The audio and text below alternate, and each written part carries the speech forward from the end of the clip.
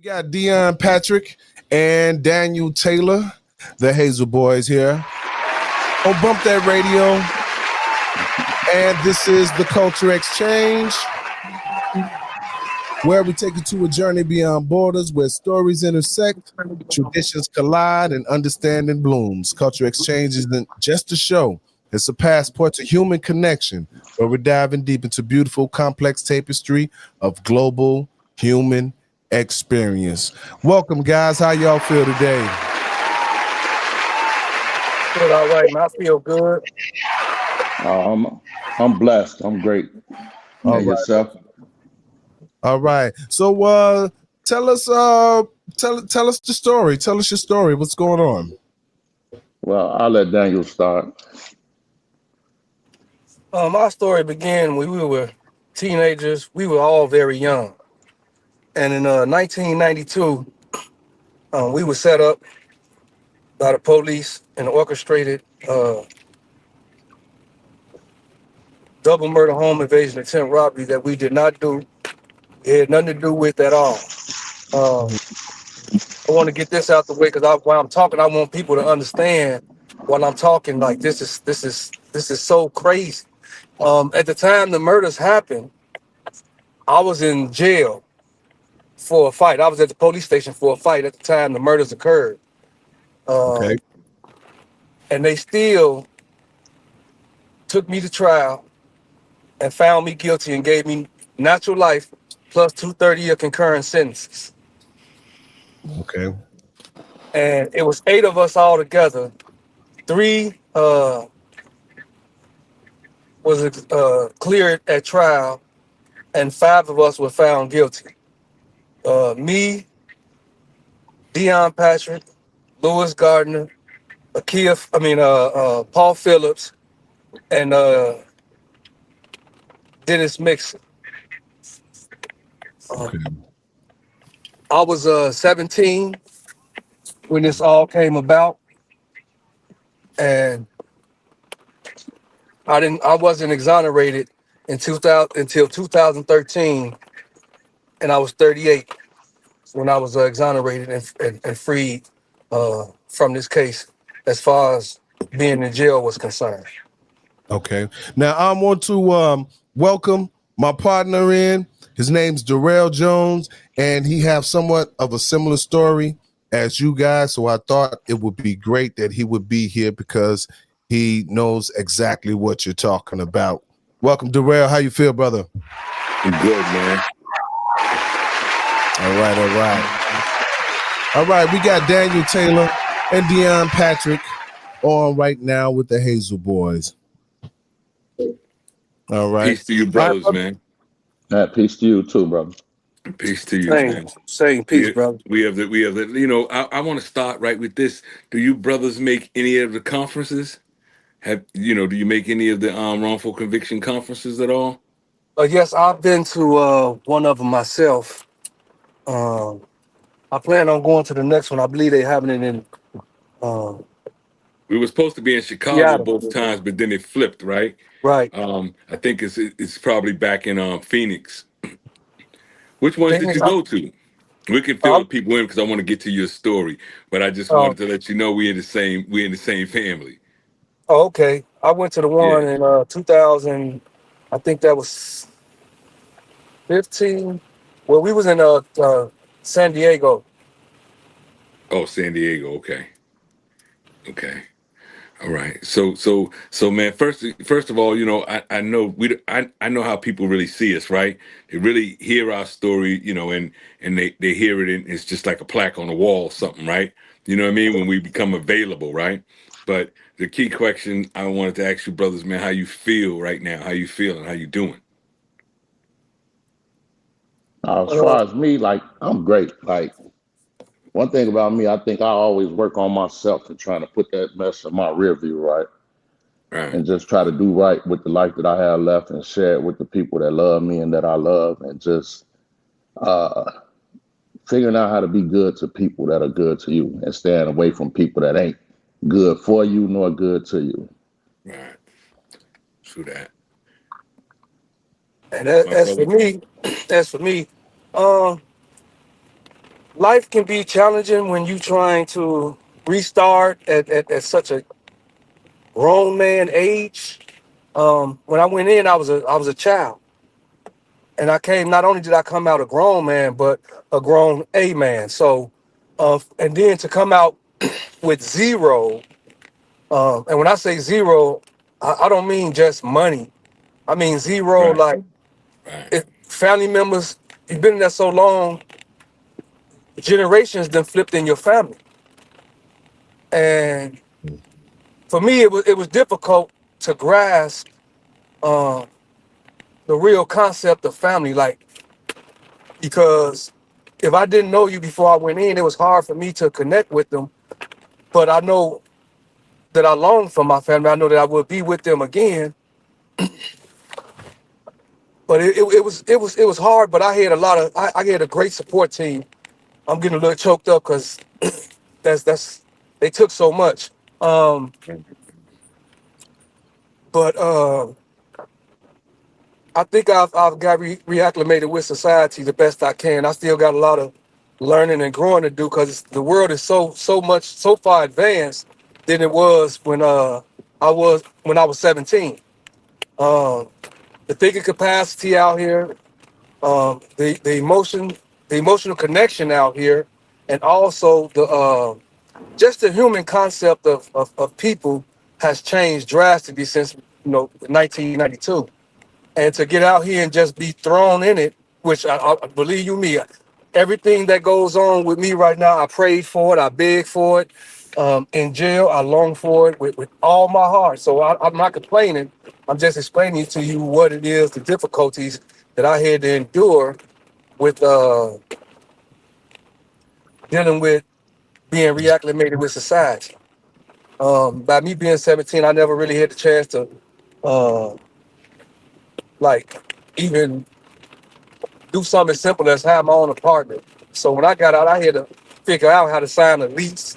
So I had to sit there and read this book thickly, and you figure someone my age, with that's something that they already it's pretty much done learned and walked through. Um, but I had to read everything just to get the understanding of how it really went. And sometimes it's still a struggle, especially with the technology. But um, at some point, just got to do what I got to do, right? And figure it out, which is what I do. But again, I had a great support team that helped me coast through a lot of the beginner stuff. Like it took me almost a month just to get my ID because I couldn't get my ID because I didn't have my social security card. And I couldn't get my social security card because I didn't have my ID. So those are some of the struggles people go through when dealing with being snatched and set up from this world, and your skills that you normally will have at our age is not there. Like I'm 48 now. I don't even know what a 48, would really a 48-year-old man that's been out here really would feel. Um, but again, I'm not complaining. I'm just explaining what my thoughts are as far as getting reacclimated with society. And right now, like I said, I think I'm doing pretty good. Still a lot of growth, still a lot of learning to learn to do. But I face it with love, compassion, and I wouldn't change it. I wouldn't change it for the world. Understood.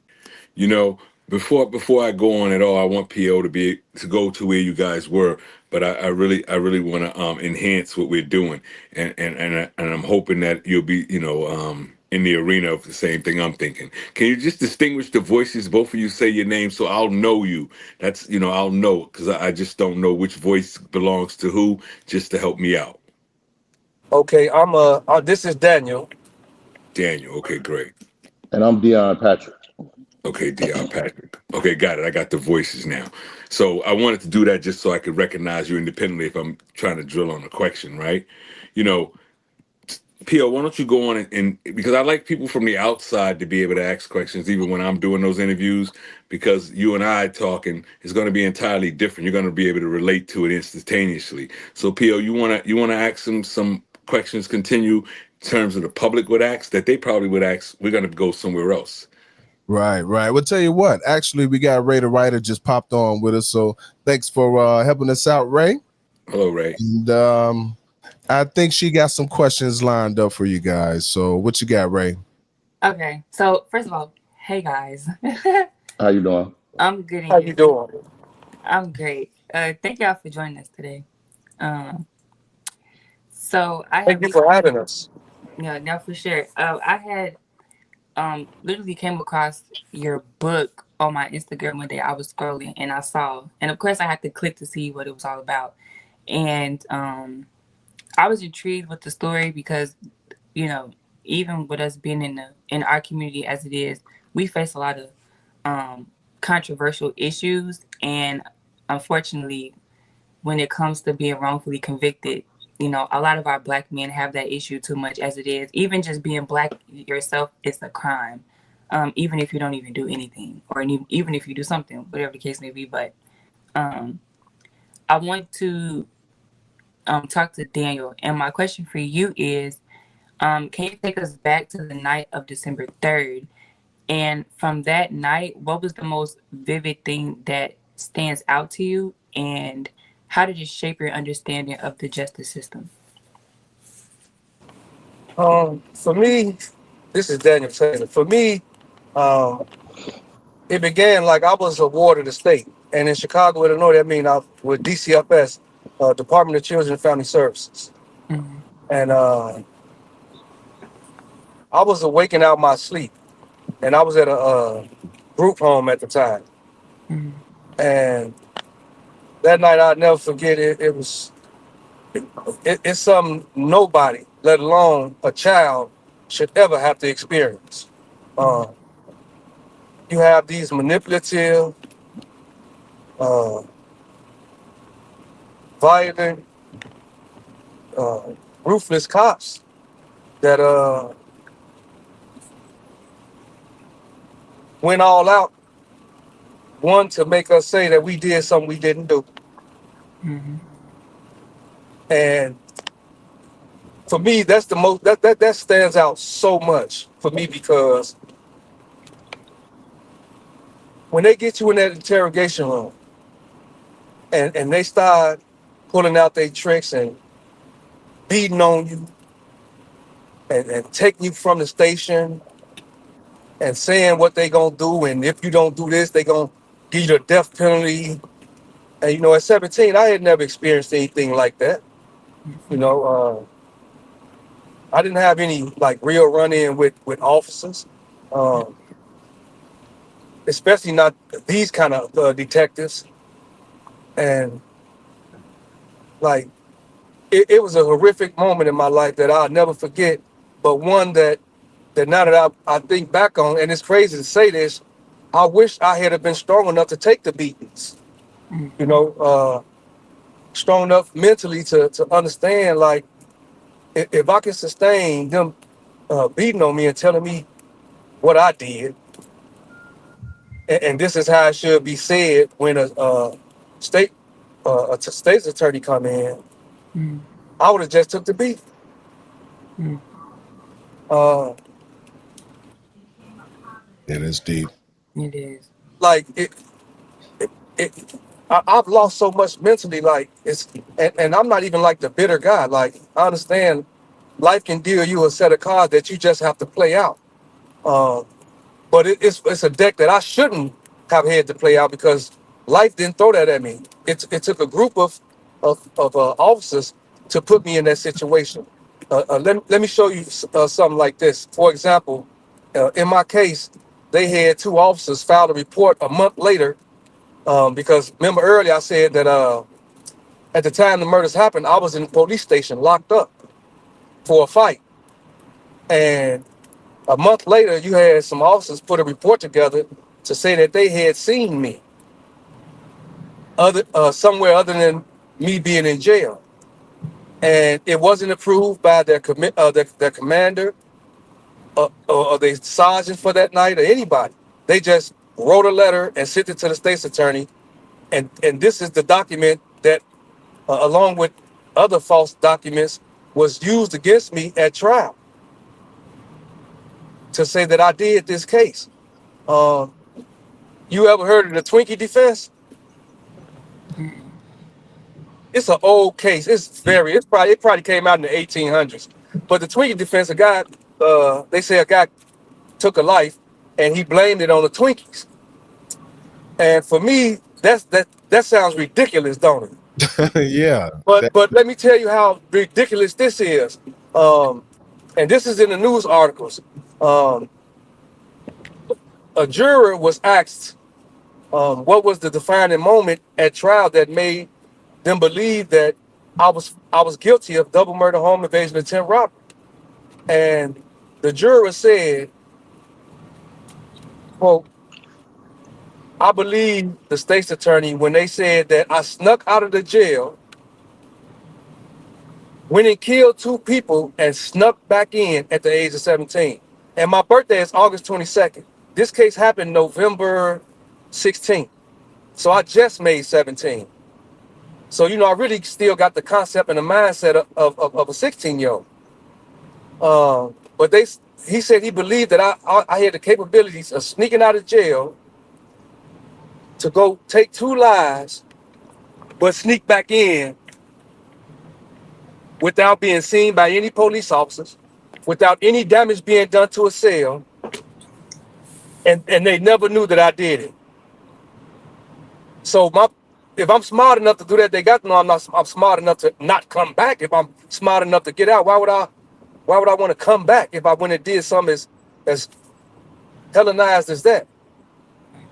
But this is what the juror said he believed. At trial, we had how they give you a copy. Like when you go to jail, you bond out, they give you a copy of the bond slip, a yellow copy. They got a hold of that copy, and they argued that the time was wrong on there, or someone put the wrong time. They basically argued that it couldn't have been the right time, or the officers mistakenly put the wrong time, and I was released either early. It's so crazy how the story went. Like, even with the book, like we want to get the story out there. We want to get the conversation going, but this is what I had to deal with. As far as me trying to prove my innocence, and my alibi, it's not something you can pay for. In order for my alibi to work, I would have to have different police organizations in on it. And yet the only thing they had to go with was either the officers wrote the wrong time on there, or I was released early. So all the paperwork that came out that they said they didn't have, and people that they said they didn't talk to, which are witnesses, it all came out later on, 21 years later. I'm on the yard working out, and I'm called and told I'm going home. And the crazy thing about it is they withheld evidence in my case. But I want to go back to the jury, because it all starts with the jury. Like, they say a jury are your peers. And this is something that's been said for long before I was even born. Middle class, top tier class is not my peers. They are not. They don't understand where I come from. They don't understand what someone where I come from go through daily, what I'm born up in, what I'm raised up in. And so when you get them when you get the jury inside that jury box, and they listen to this, they listen to the evidence that's being presented, they don't know that just because the officer get up there and say it don't make it true. They think when the officer get up there and say it, that it's the good book, it's the truth. But if they would have grew up around where I'm from, it's a known fact that they lie. It's a known fact that they set you up. It's a known fact that they do things to get people out the way. At some point, I hope that I get a chance to express some of the stuff that went on in the case later on in the future, because it's so much that I want to share. But I want Deon to be able to get a chance to tell his story. But that night of December 3rd was the worst night of my life. It changed my life. It destroyed my family. It destroyed me. Because for 21 years, me and Deon, Lewis, Paul, and all the other guys that was locked up on the case, all we were doing was existing. And so how do we come back from that? I had 10 years of my life as being free with my mom before she passed. Well, I could have had longer than that. I can't get that back. When they talk about what we can't get back, I want y'all to see what I cannot get back, what I cannot change. That's one of the things that I can't get back. Is that time that I would have had with my mom that was taken away from me when it shouldn't have been. I was not a killer. I was not a bad guy in the street. I was not running around toting guns, and that was not me. I was a DCFS kid that used to go to the park and play ball and do flips and stuff out the swing. And they painted this picture like I was this cold-blooded killer. Now, are you guys from the South Side or West Side or what? Well, I was born. I'm from the West Side of Chicago. Okay. But where this case happened at is on the North Side. On the North Side. Okay. Right. And I think I for me, was hanging. I started hanging on the North Side. yeah.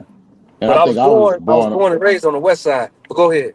I think far as that north side, like a lot of us, our families moved. We migrated to that north side because I was born on the west side as well. But if you ask me where I'm from, I'm gonna say I'm from up north because that's Exactly. where my formative years were, and that's where I grew up at, right? But I think majority of African Americans that's up there, we either came out of the west side, the projects, or out south. So it was like we all migrated to the north side. Okay. So, Deon, I want you to explain a little bit, well, not a little bit, but in most in depth as you can about your experience when you were incarcerated. Uh, I think like my first 4 to 5 years, I never even saw the law library. Even though I knew I was innocent, like my main goal and my main objective was staying alive, not let nobody hurt me. Uh, so I was really focused on every day. Like when they rolled those doors and then you stepped out your door, like it was almost like you looked both ways, like you was crossing the street before you went back in and relaxed a little bit and got your cell situated before you came out, right? So I think being incarcerated for me, I don't ever want to say it got better because I never liked being in jail and I never really got used to being in jail. A lot of things the guys do in jail, I never picked up those. I didn't know how to wrap a burrito. I didn't know how to do none of that stuff because I really didn't want to learn it because I wanted to go home. I didn't want to be in there and learn all these different things that we do in there. But I think it became okay for us because one thing that me and Daniel tried to do while we was there was keep a job as well, which kept us busy and it kept us out of our cell a lot. But like, I think jail is horrible. Like I always say, like, you got people like, did you like this jail over that jail? You could have put me in any jail and I wouldn't have liked it. Right. You could have put me on the moon, I wouldn't have liked it. So it's like just knowing, like, looking back now, having actually tomorrow will make 11 years for me where I've been free. Like, we met a lot of good dudes in there, and we left a lot of good dudes in there, right? That are still going through that same fight and are still struggling to find their freedom and get back home to their family and their loved ones. But like jail is, I don't know, like for me at some point jail became jail. Right. It became repetitive and it was just me getting up doing the same thing every day to just get through the day and holding on to the hope that someday somebody's gonna listen and they're gonna let us back out of here. Right. So this question is for the both of you guys. So with being incarcerated at such a young age, what was that like for your mental? And what was it like for your mental when you were put in a place where you know you didn't belong? I'll start. I think for me, because I left at 20, but I left at 18 for 14 months and came home at 20 and I was only out for like 90 days. And at that time, I had two very young children. Like my daughter was 8 months old and my son was 11 months old. So I think for me, it was like my biggest struggle was being away from them. And like I'll be the first to say, like I was a very poor manager of my life at the time, right? And I made a lot of bad decisions in life. Uh, I could have went uh, the educational route. Like I started out with all honors classes. I took honors classes till my junior or senior year of high school. I could have went to college. I could have did a lot of things that my mother set me and my brother on course to do. But she passed when I was 16 as well, which changed my life, right? So like every day I woke up. You said something earlier about our communities and things of that nature, how we're viewed. I used to tell my son as a kid from there, because I was actually allowed to really be a part of his life and to help try to raise him, even though I was there. And my son was like oblivious to like our plight as black men, right? So he used to come out, go around, do his thing. Good kid at school, played basketball, hung with the good kids. But I used to always remind my son that you always fit the description. Yeah. So don't ever think just because you're not doing nothing that you can't end up in a bad situation, right? And I think at some point he started to take heed to that and listen to it. And it started to register like, okay, my dad not saying we bad, but to these people, when they come through here, they looking for somebody that fit the description. They don't care if they had the right person or the wrong person. It's all about how do we close this case and move on to the next one.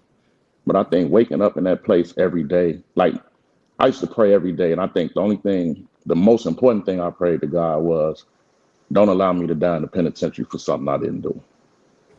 I didn't care if I got out for 2 days or a week and died. Don't let me die in here because I knew I didn't deserve to be there. Absolutely. And for me, being in prison was terrifying. Um, I know a lot of guys like to get up there and know how to do that now. Because when I actually got to prison, I was 19, and I'm a 19-year-old coming in prison, and these guys like you in there with some real life like bad people, and you got to adjust. I mean, you have to not really care. You have to you have to become someone you're not, which is basically what I had to do. I had to become someone I wasn't. I had to deaden my emotions. I had to give up on pretty much just basically give up on myself as far as being a logical, emotional, caring human being. I had to become this person that didn't care. I had to become this person that will hurt someone if they try to hurt me, and I had to do it. Um, it wasn't somewhere you had a choice, because in there you either get in tune with what's going on as far as protecting yourself, or you end up getting hurt. And when you have to become someone that you're not, that can be a difficult thing to do. Um, and then the change of lifestyle. Not that I had a real good one, because again I was with DCFS, so I was basically away from my family, just being a part of DCFS, the ward of the state, being in group homes and foster homes. So um, to be also not only away from my family in that capacity, here comes this jail that I shouldn't have been in, and now I got to become. It's just it weighs on your mind. You have to unlearn things. And like for example, it's times where I'll be like, instead of saying I'm going to the park, I'll be like, oh man, I'm finna go to the yard, or man, baby, or ask my girl like most normal people out here be like, hey, baby, dinner ready? I catch myself saying, hey, is child ready? Man, where my tray at? Instead of where my plate at. And these are things that are going to correct themselves over time. And those are just some of the small things that is unconsciously embedded in me. So I try to pay attention to certain thought processes, certain ways I deal with things out here, because you can't deal with things out here like you would in prison. And so sometimes when your emotions can have you thinking like, okay, well, I can deal with this way because had they done this to, or whatever, but you have to change that. And some of the things you can see coming because you're aware of it, and the things that you are not aware of, that's where the subconscious mind come into play. And that's when I slow down and take a few seconds to think before I react to anything. And when I say that, I'm not saying negative things. It could be some positive things. I just have to take my time to make sure I understand what it is I'm doing and saying and how I want to proceed. Whereas a man my age pretty much understands where he's at, what he wants to do, set in life, kids, goal, house, home, wife, fiance, or whatever it is he has set up. But prison take that away from me. And every day since my mom passed, I look at. Lately I've been looking at what I've lost and what I can't get back. At first I try to stay away from that because it's something that can pull you emotionally, down. Not to the point where like I just lose it out here, but it'll have you in your spirit should be down. You won't feel good. Like, and for me, it really hurt because it's like, um, and I know we're gonna get to this later on. Um, my lawsuit was dealt with, and I had less than a year to enjoy it with my mom. But what I do love, what do keep my spirits high and focused and on point is the fact that one, my mama was able to see her son be exonerated, freed of all charges. And two, her son, she had a chance to see who I was as a person. And she loved me and I loved her. So those are the things that keep me going. And I know from the time that I did spend with her, like I used to talk to my mama every morning. I don't care where I was in the world, I talk to my mama every morning.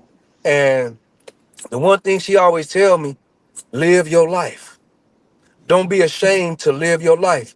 Don't let people make you feel bad about the way their life is going when your life was taken for you for so many years. You got out a grown man. You starting over, you building a life now. And I have to do this, mind you, with a GED that I obtained while in prison. Now I got a question for you. When did you guys start writing the book? Did you start writing it before you got out, or it came to you pretty much after it was released?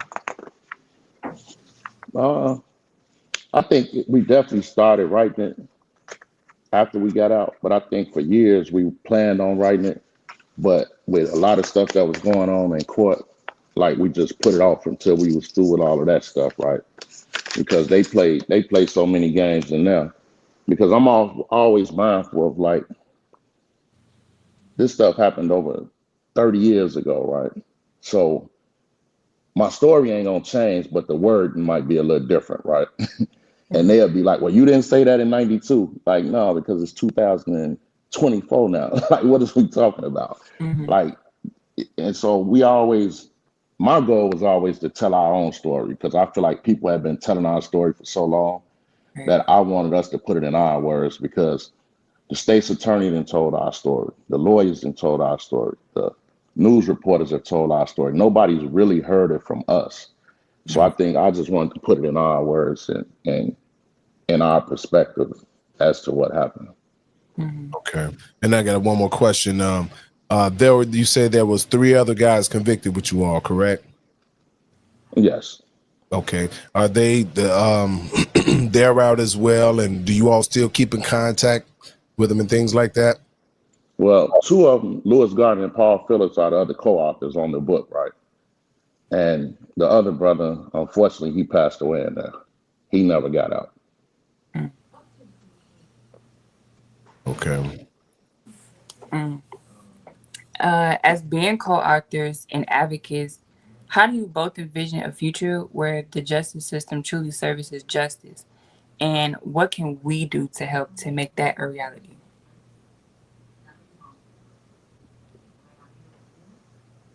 You want to start, Daniel? Yeah, can you repeat that?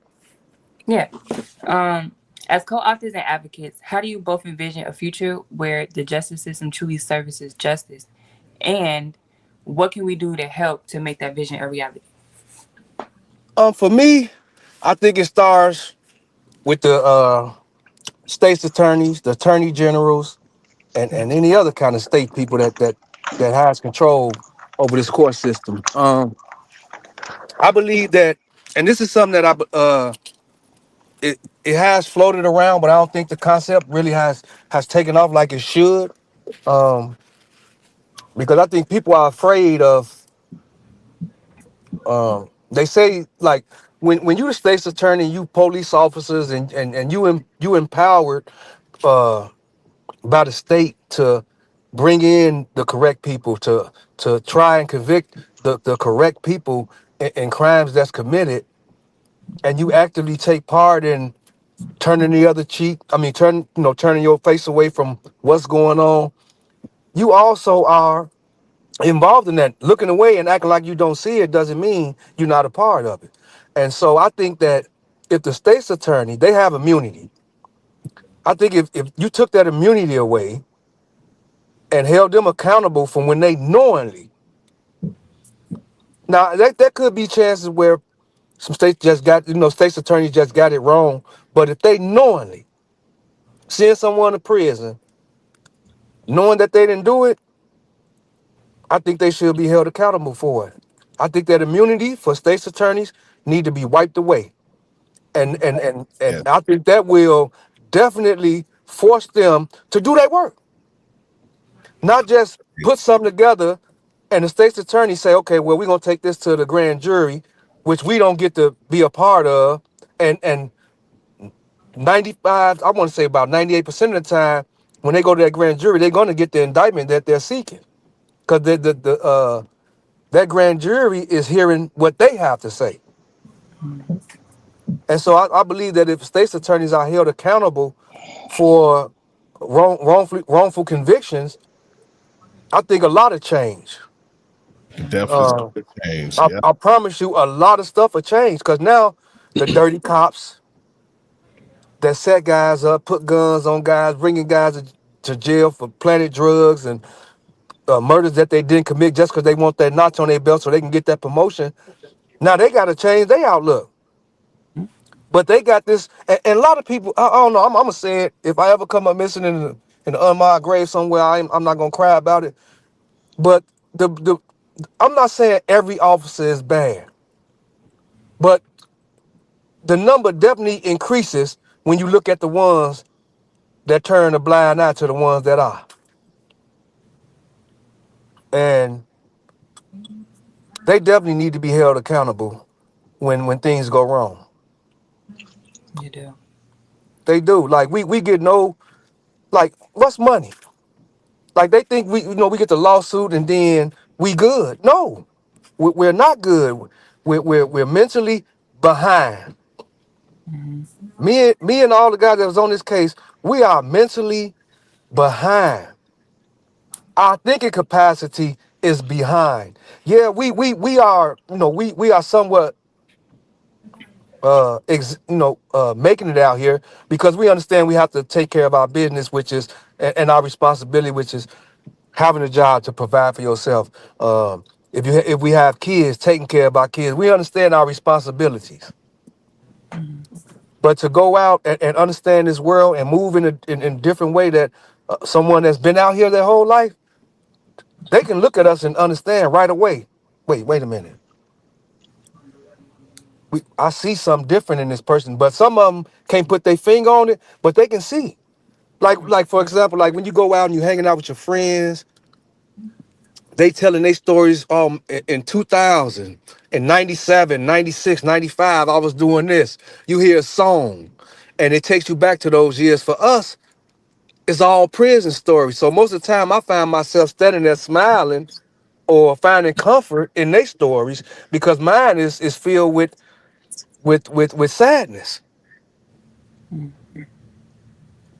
But I believe, to go back to your question, I know I got off base, but to go back to your question, I believe that if the state's attorneys, because we're never going to get a clear cut um, a fair shake. I mean, a fair shake with police officers, because you're gonna have some that's bad, you're gonna have some that's good, you're gonna have some that'll turn their eye to the negativity that they see going on within their own departments. But I believe that if the state's attorney's immunity was taken away from them, I believe that things would change drastically. It would. Cause You have also, you have a few other questions, my sister. yeah, but I wanted to touch on something as well.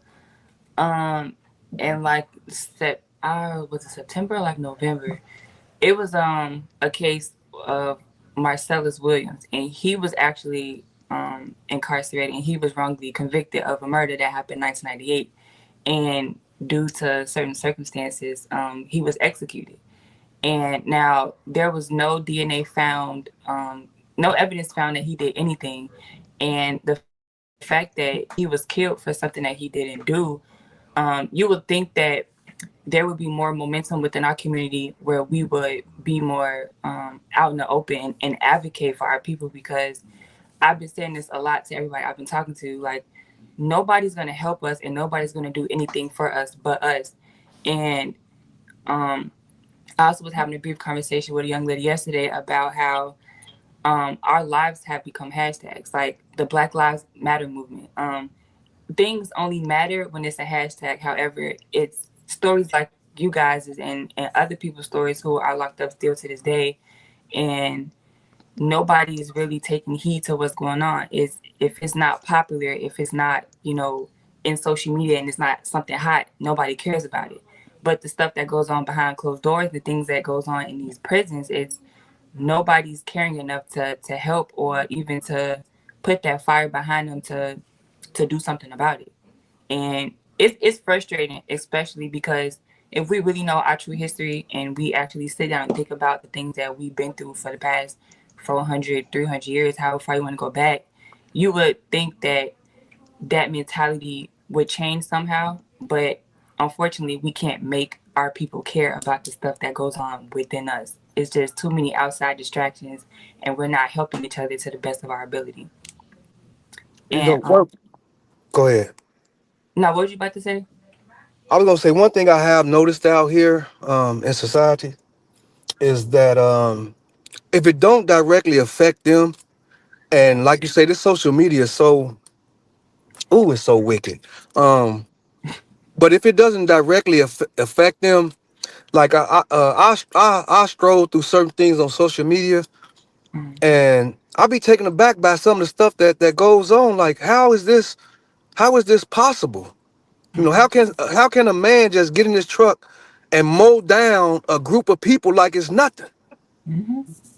And you barely hear about that. You barely hear about it, but they talk about it for a day or two. Then, because it was brothers and sisters, I know it's different people that ended up in that situation, but mainly for brothers and sisters, it's a quick talk, and then it's on to the next thing.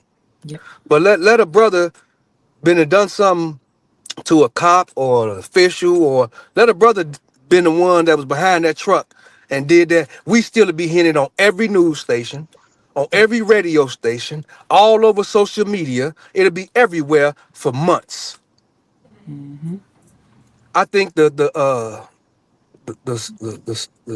conscious level of brothers and sisters out here has become, if it's not directly affecting me, yeah, I like it on, on social media and I comment on it, but to show up in person to make those statements felt, heard, I think that's lacking, right? I think it's lacking in that area right there. And that's something that does hurt.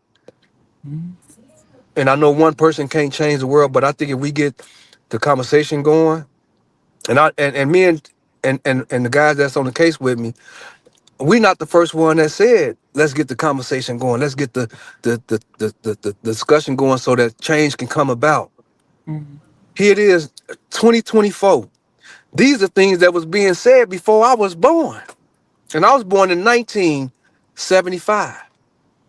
You go back to some of the speeches that some of the great uh, talkers for us, they were saying this back then. Let's get this stuff on the table. Let's talk about it. Let's see what can be done so it won't happen again. And the fact that you touched on the brothers and sisters that's been their life been taken in the state for crimes that they didn't commit, like I feel like I am truly blessed, and I know that I am because I could have still ended up being in prison for the rest of my life. Mm-hmm. And so for me to be free and alive, I often think about the brothers whose life they've taken. What compensation did they get? Where they gave their parents some money?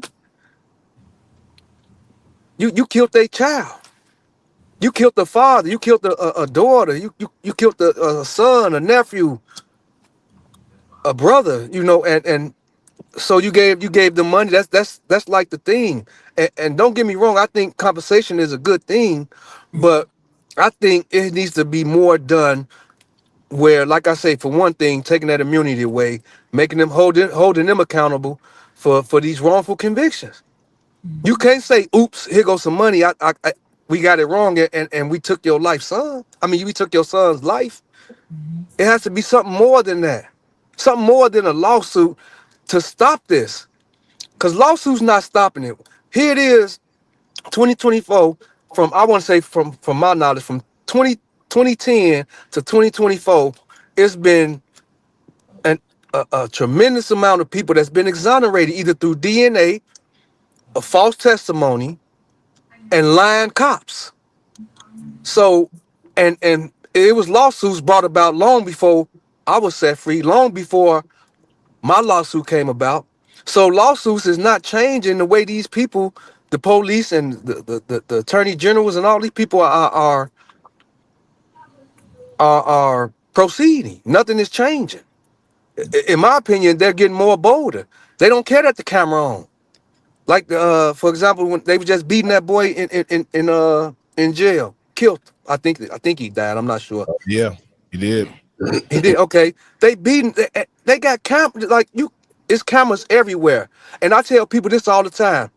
Okay, these cameras are catching stuff that's going on now. Imagine the time where we didn't have that, where these cameras wasn't around.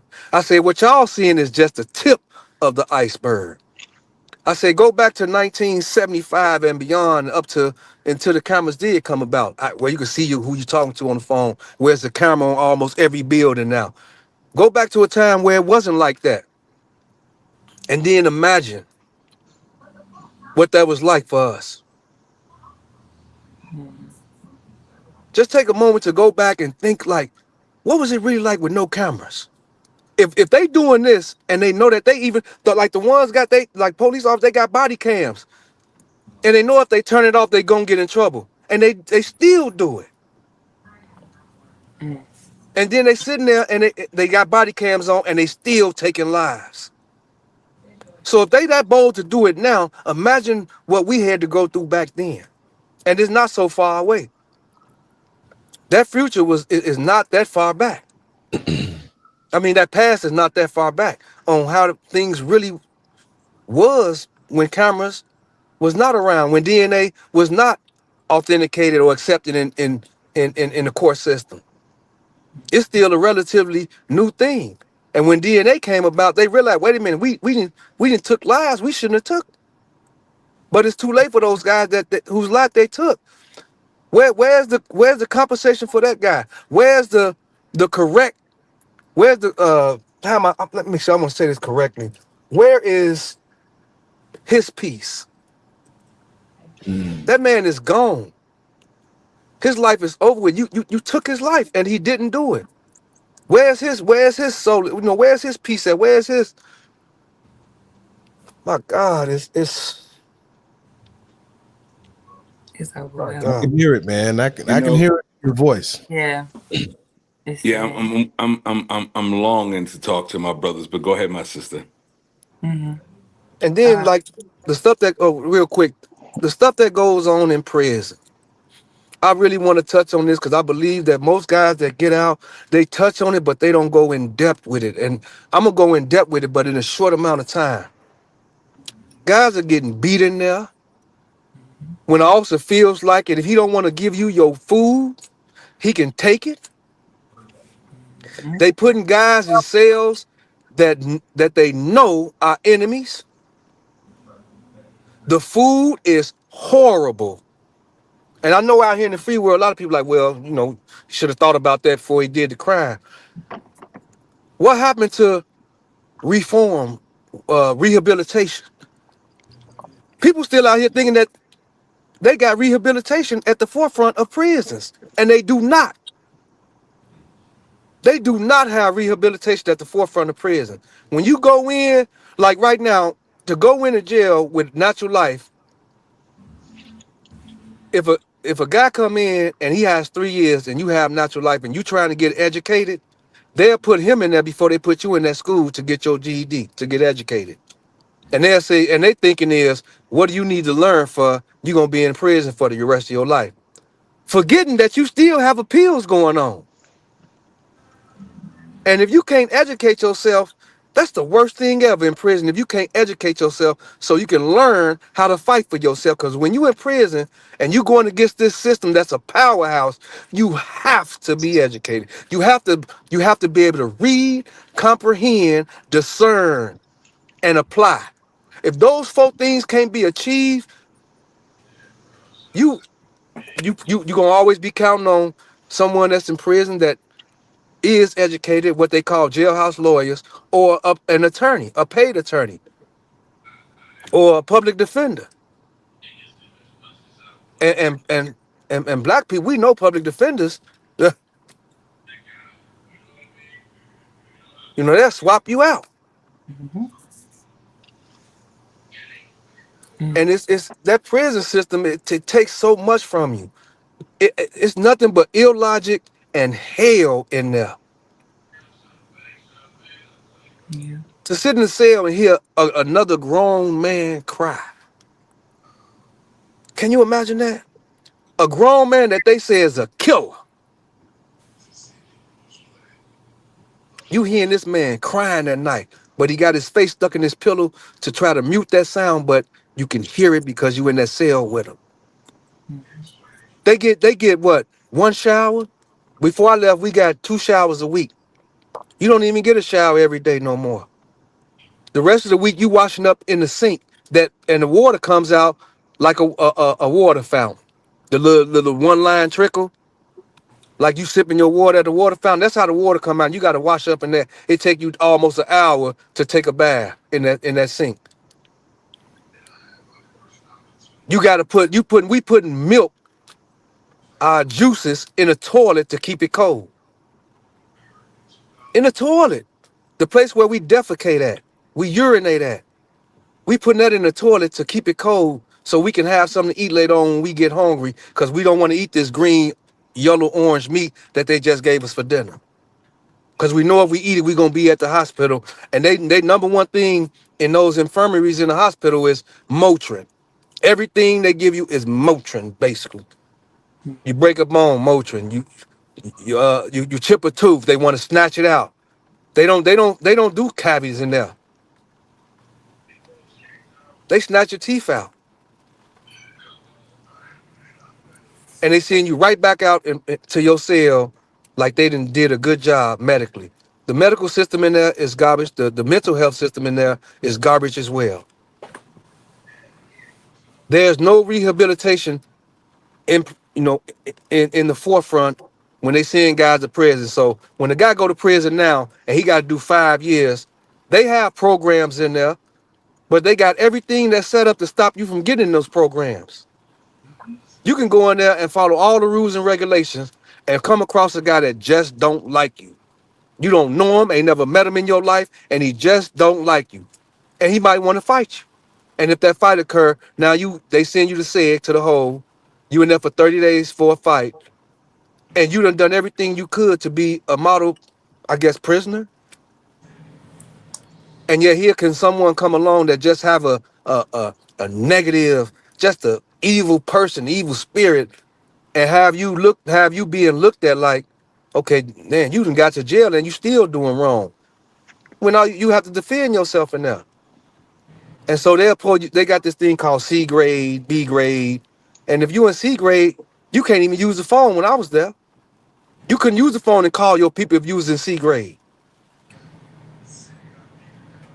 They got everything built like it's built to keep you in line to help you, but it's not. Everything is built so that at some point you're gonna mess up, and it's by design. No schooling system. All they have now is a GED. That's as far as your education can go in jail now. And if you got a natural life, you might as well chalk that up because you have tons of people that come in with 3, 5, 10, 20, 30 years, and they're going to put them in them GED classes before they put you in it because their thinking is what you need to be educated for. It's hot in there. No system that works. In the wintertime, you have to sleep in your jogging outfit with thermals under it. The heat is terrible. The living condition is just horrific. It's worse than cavemen. The way cavemen live, it's worse than that.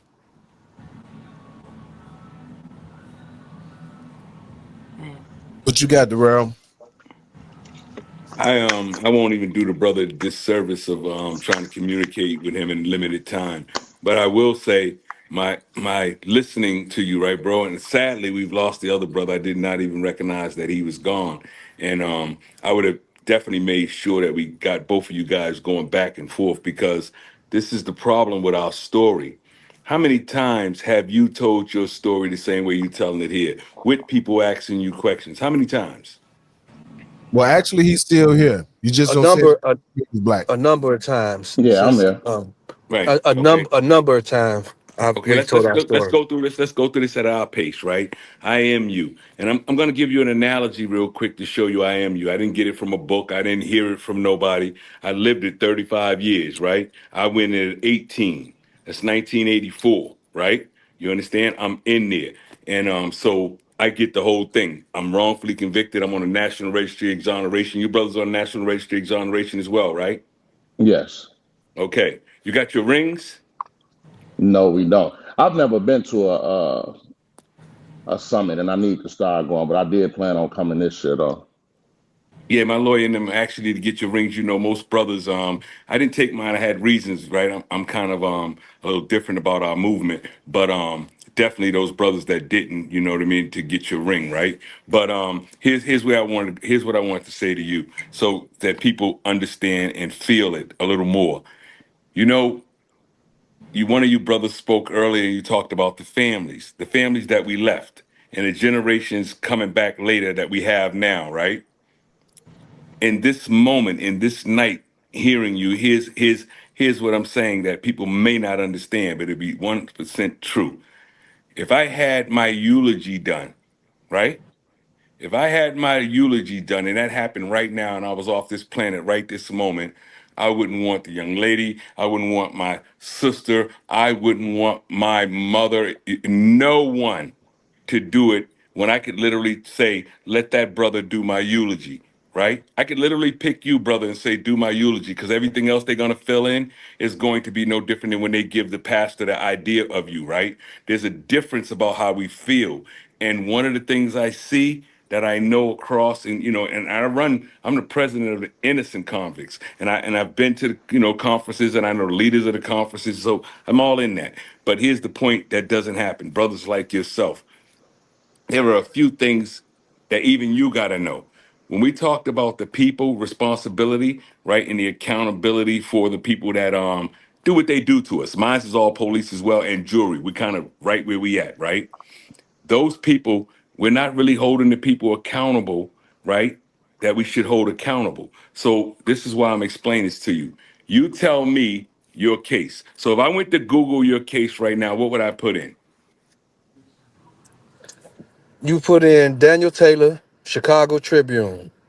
Right. No, that's the story. Now I'm saying from the Oh, the moment they case? grabbed you and did the conviction, what would it be? Just like your con number, your prison number, we could relate to that. They wouldn't be able to relate to that. What would it be?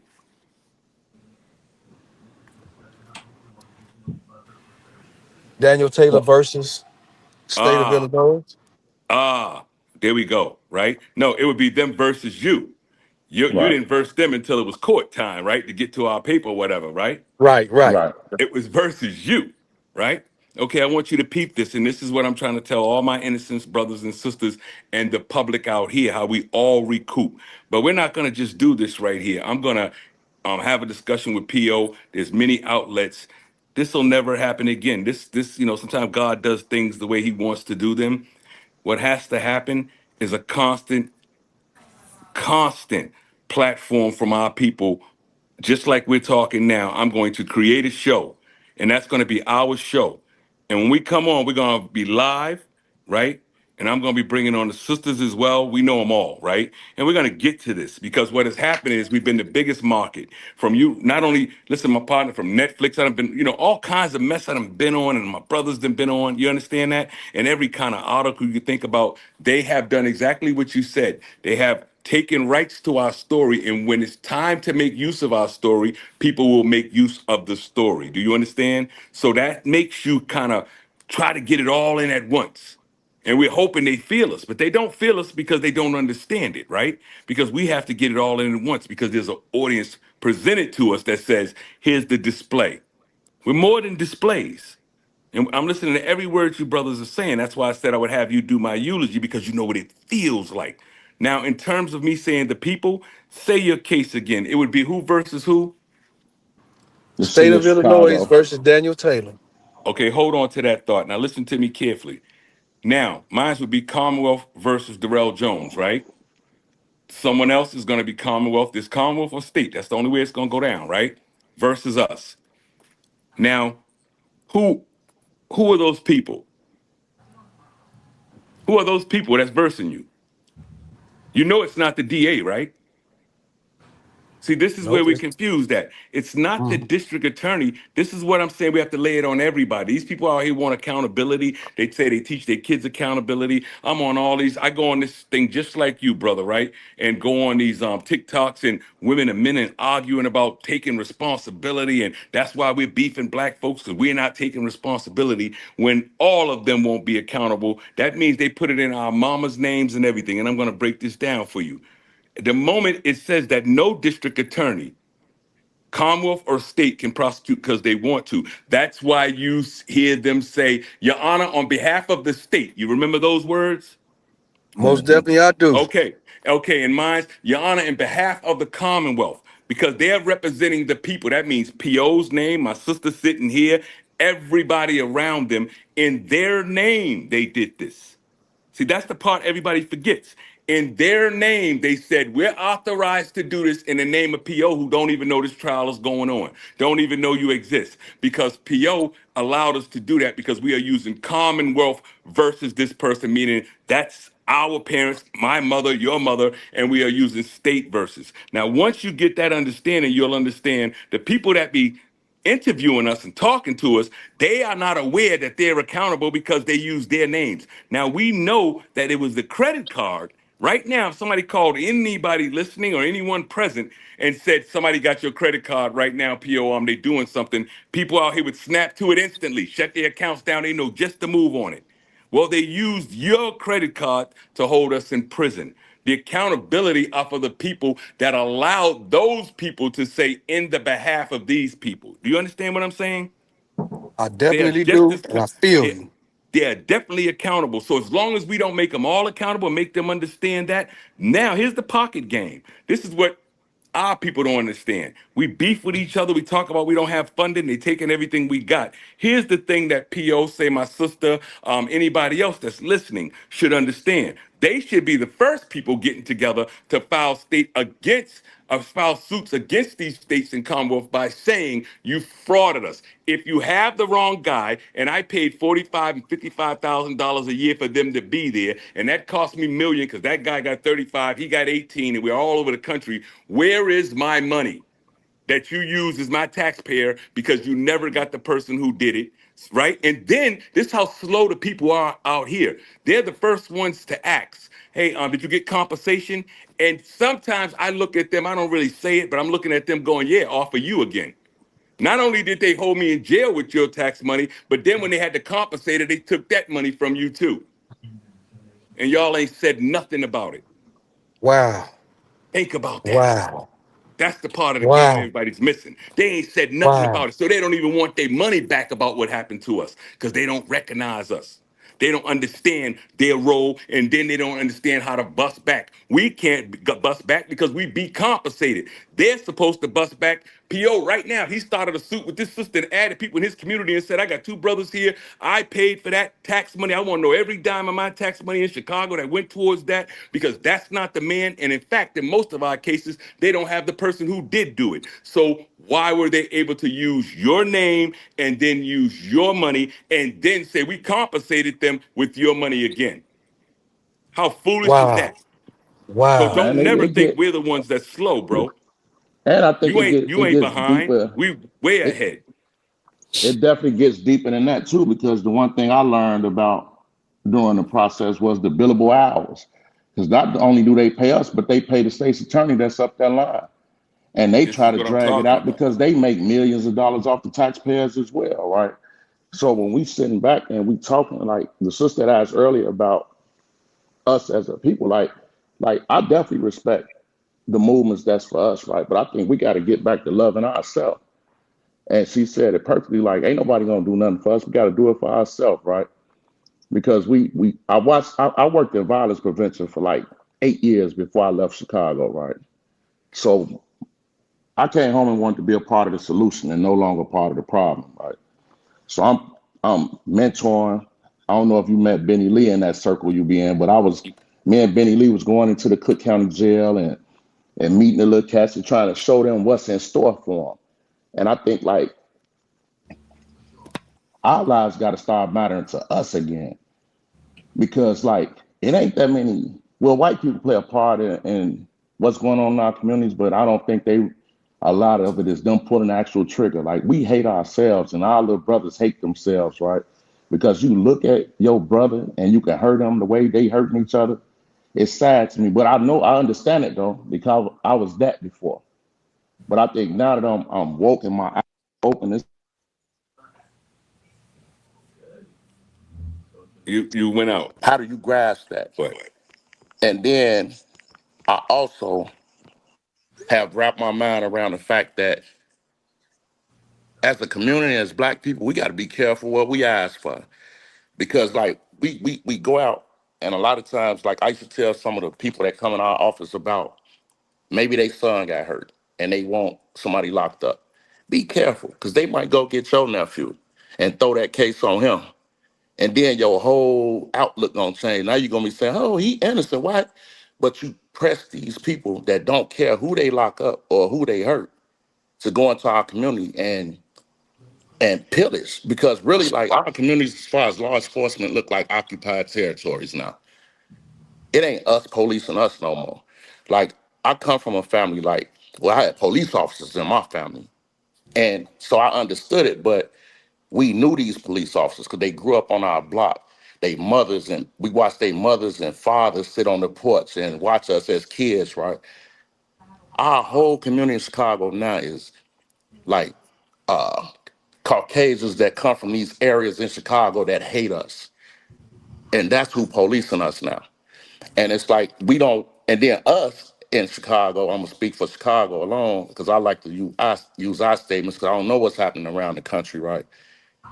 A lot of us don't even want to be the police no more. We be like, man, I ain't gonna be the police. Why not? because Like, we know they crooked and just no good, and we don't want to be put in that bucket. but how do you change but it? see, that's what I'm saying, my brother. See, when you just said that right there, Yeah, imagine. This is why I said we're gonna. I want to know the availability of you and your brother. Right? You heard me. In yeah, fact, I'm more encouraged than that. I want to meet with you, brothers. You know what I mean? We're gonna sit down and have lunch. Right? Here's what I'm yeah. telling you. What you're saying, right? Right on point. It's going to fit a little different out here, right? Because we sat in the concept of being around everything that they fear, thrown into Hmm. it. So when the brother said earlier about the point, like, wait a minute, everything out here, they don't picture this. Everything out here you said was bad, and every monster or whatever you said that you didn't want to be around, you took us as kids and threw us in there with them and said, Oh make it man, happen. right? Yeah. So they can't understand that because they got the monster away from them. They calling police and everybody to get the monsters away from them. And then they Right. couldn't imagine what it would be like to say, hey, you go survive the monsters. So they can't see in you, I wasn't one of them, but I had to go into hell already. You understand that? I've already seen that part, right? So when you're saying what you're saying right now, right? Most people that I'm saying the majority of people that would hear that, they don't implement our ideas. Do you understand what I'm saying to you? They Mm-hmm. don't implement them because they haven't seen the value in us. I'll give you an example. Have you experienced this yet, bro? You go to a store. You know, one of the things I'll resent out here, like big time resent. You ever go to the store and they offer you the discount, but they start asking you, are you in the military? Are you in all these Yeah. things right here? Yeah. You know what you want to peep game? Let me show you Yeah. good game. Let me show you good white man game, right? And we're more victims than I've yet to talk about. You have to first understand the victim you are, right? And it's a lot Right. deeper than that. When every time they say that to me, I go, this is crazy. I respect that a veteran got a discount. But you people not only just gave some reparations or whatever you want to call it, but you recognize who I am. There is no discount nowhere in the world. You can't even get free gas in your own city right now today with any kind of card that recognizes you as somebody that they did something to. Ain't that Right. crazy? Yeah. This is a country that did something to you on your block, right? And you Mm-hmm. can't get a free bag of chips because no one's gonna say, "Are you one of the innocent brothers wrongfully convicted that we took your life?" Because they don't see the role they played in it. And Right. until the language is letting them get on a platform with us and tell us how they're not part of that, right? Like right now, I long for the person to get up and be like, "Well, I didn't have nothing to do with it." If you go and look at how this process worked and the law, you'll understand there's no way for you to get around it because it was state versus these brothers and Commonwealth versus that brother and that sister. You understand? We Yeah. cannot let them bend off of that. No matter what ideas we give them, the implementation of them have to start happening. So, one of the values, and I want you to go ahead, but one of the values of us that we don't use is that the people. Don't you out here, bro. I heard how you felt. I didn't hear anything you said. You heard what I'm telling you? I didn't really hear anything you said. I understood everything you felt because I was in the cell with you while you telling your story. You feel me? I was getting up for child. I was knowing every 24 hours I got to pay attention. So there was nothing you were saying that was unfamiliar to the life that I'm living, right? Mm-hmm. All of that collectively is what has to be packaged out here, right? For these people. Otherwise, they will click on their TV, right? You'll pop up somewhere to tell them exactly what it is, and they will argue you down on something they just watched on YouTube, right? Prison is like this. My man said, you understand that? They will, they Mm-hmm. will, they will do that out here. So the point is, how do we counter that? Right? Yes. We could counter that first of all, having something we don't have. When's the last time I told you we have the gatherings? Do you know most of the brothers and sisters, it'd be brothers and sisters, thousands, right? We Yeah. get together and the families come and everything once a year. Now, here's the funny part about it. When everybody leaves that, how many of them brothers that you saw, the brother that said he went to the conference, how many of them do you talk to every day or be around or be in communication with? Mm, Think about that. We get mm, together, the only kind on the mm. planet like us. No one else has been in a situation with us. We came back before Jesus did. They're still praying for Jesus to come back. We went through hell and came back already. That's already godly for us. You understand that? Don't let anything they do out here minimize us because they were out here in a world, and that's how we have to deliver it back to them. They've been out here in the world trying to get to something in what they call freedom for the same 30 and 27 years and 18 years and 19 years when we was away, and there were people that came right home and superseded them. Bottom line. Do you understand that? Bottom line. So we can't be in a bowing position, right? Because show Yeah. me where the world is better. We know criminals. We're looking at the Trump situation and all that, right? We know game, we know criminals and all that. Can you comprehend at all how he could pull that? He couldn't have pulled it off in the joint, right? Who would he be leading? No, he What wasn't group there. would he be Nobody. leading in the joint? None of that would sell, but it's sold to them, right? into the situation that they're now in prison. So our biggest role and the opportunity we have is that when it gets dark, people who imagine dark, they can get online and talk all day and say what they will do and what they have done and where they stand, right? But they haven't been in that position. So they haven't been tried and tested. God tried and tested you. He tried and Yeah. tested your brother. You've already been tried and tested. And when it comes to the people, never be encouraged to them. You're in the best company, bro. We in the best company. That's why I never bow to none of this. We're in the best company. You know why? Because all of the people who run the Quran and the Torah and the Bible at me, when I'm there with them, I remind them something. And I say, I'm in the best company. Because one of the odd things about it was when there was an opportunity for people to make a choice between Jesus and Barabbas, and Barabbas was a murderer, killer, robber, and everything. And Pilate, the unfair, the most unkind, that's their stories, right? The most unkind told them, nah, I can't find fault with Jesus, right? You do it. And the only reason they were doing that, right? Because the Romans could kill, and under their Jewish law, they couldn't. So they were trying to use the Romans to do that to Jesus. You dig? But here's the point. Jesus was saying back to them at the same time, find fault, right?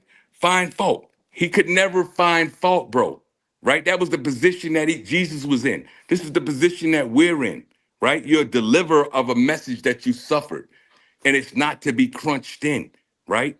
You understand that? When we were talking about time, when we're talking about anything that has to do with you're not in the bracket to be crunched in. They're crunched in. And you keep that in mind because their choice was Barabbas. That's how Jesus ended up on the cross. They had a choice, right? The crooked king even knew he wouldn't do it. And he said, well, here's the deal. Since this now is the season that we can do this, I'll give you can let Jesus off and we'll and get in Barabbas. Which one y'all want? Just thinking, no way that people gonna pick Barabbas. And they picked Barabbas. You think we supposed to be out here following people going forward in sideways shoes, man? You better remember what you know. Because they're in the dark right now. Oh, ain't no Money, question. money don't save none of that. Do you understand? Money don't save none of that. In fact, do you ever feel that feeling of insult when you say, I think the brother, you both had your cameras off and I'm trying to get the voices, but was talking about the idea of even receiving anything and say, hey man, not long enough with my moms. You ever got $1 back from these people that you ever slept a good night that said, I've been repaid? Have you ever felt that way at all? No, Never felt Uh, repaid. and then no. like even to that point, like they never admit they wrong. You know, they never, even after you, even if they settle or you beat them in a civil trial, they never apologize and say, hey, we was wrong for what we did. It's just take this and get on with your life. Like, and it's like, it's crazy because you just touched on some stuff, right? And it's funny that you just touched on us coming back. Like, I have tattoos on my hand, right? I have my original birthday, which it has birth on the top, 12/21/71. And then I have rebirth on my other hand. And that's January 10th, 2014. So I feel like I was reborn that day when I stepped back out of that place, right? Because I know then, like I'm about to take control of my life, and I would never give control of my life back to anybody else in this world. And I think that that's where we make those mistakes, that when we don't manage our life well as young black men or young brown men or even some young white men, we put that control in their hand.